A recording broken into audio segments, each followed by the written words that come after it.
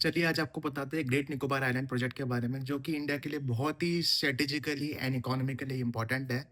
ये project over 80,000 crore rupees का है और स्टार्ट हो चुका है 2026 में। और इसके तहत एक ट्रांसशिपमेंट पोर्ट बन रहा है और साथ ही एक डुअल पर्पस एयरपोर्ट बन रहा है और साथ ही एक टाउनशिप भी बनने वाली है सेकंड फेज में इस प्रोजेक्ट के।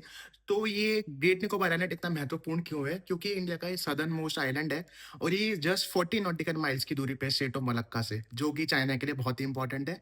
तो एक तरीके से हम स्टेट ऑफ मलक्का पर नजर रख सकते हैं ग्रेट निकोबार आइलैंड से, इस प्रोजेक्ट के पूरी तरीके से पूर्ण होने के बाद।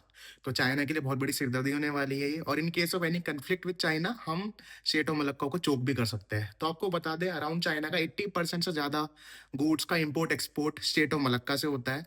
तो चाइना के लिए बहुत ही इंपॉर्टेंट है स्टेट ऑफ मलक्का। और इंडिया का अराउंड वर्ल्ड का around 30% import export state of Malacca से ही होता है।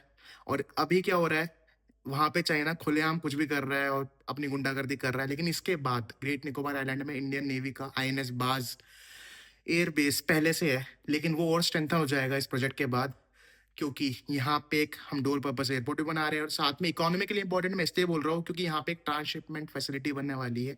अभी तक क्या होता था, इंडिया कोलंबो या सिंगापुर के पोर्ट्स को यूज कर रहा था for transshipment of goods. For example हमारी कोई शिप को यूएस जाना है, तो वो ट्रांसशिपमेंट जैसे गुड्स को ऑफलोड और दोबारा चेंज करना होता है शिप को, तो हम फॉरेन पोर्ट्स पे कर रहे थे। तो इससे क्या हो रहा था कि हमारी काफी कॉस्ट लग रही थी क्योंकि हमें उनको पे करना पड़ता था।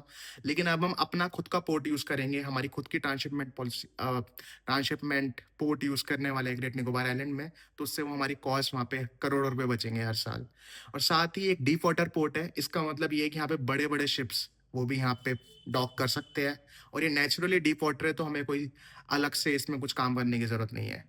और साथ ही इसका फेज 1 स्टार्ट हो चुका है, तो देखते हैं कब तक ये पूरा होता है।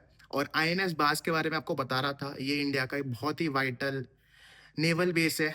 तो यहाँ पे जब भी यहाँ पे प्रोजेक्ट बन जाएगा तो उसके बाद नेवल बेस भी एक्सपेंड हो जाएगा ऑब्वियसली, क्योंकि बराबर में एक चाहे कमर्शियल पर्पस के लिए एयरपोर्ट बने लेकिन उसको हम लॉन्ग टर्म में यूज कर सकते हैं। In case of any conflict उसको हम अपने फाइटर जेट्स को उतारने के लिए भी यूज कर सकते हैं। तो ये इस प्रोजेक्ट के बारे में आपको बेसिक डिटेल्स बताई। मैंने नेक्स्ट वीडियो में आपको बताऊंगा कि अभी पॉलिटिकल टर्मोइल जो चल रहा है इस प्रोजेक्ट के ऊपर, और राहुल गांधी जी अभी ग्रेट निकोबार आइलैंड गए और वहाँ पे उन्होंने कुछ बयान दिए कि ये प्रोजेक्ट सही नहीं है देश के लिए, ट्राइबल पॉपुलेशन के लिए सही नहीं है, और साथ ही बायोडाइवर्सिटी के लिए सही नहीं है उस रीजन की। तो उस पर मैं आपको वीडियो बनाऊंगा, उसके ऊपर आपको बताऊंगा कि क्या ये दावे सच है या ऐसा कुछ नहीं है।